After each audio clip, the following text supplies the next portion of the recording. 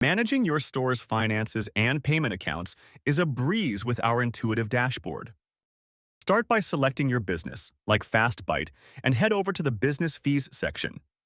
Here, you can easily create recurring fees, such as a featured business monthly charge if you offer that service as extra in your marketplace, by setting the frequency and amount.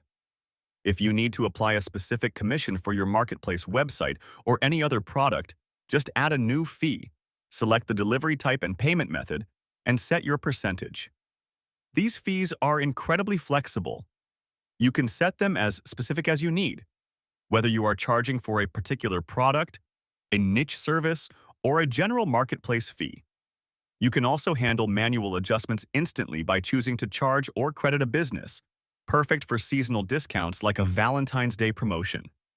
When it's time to update your payout details, head to the business payment account to dissociate old accounts and securely link a new Stripe or ACH method. Finally, dive into your payment reports to view detailed invoices, track order totals, and see exactly what is being charged or credited. Once you've reviewed your totals, simply download the CSV summary for your billing period.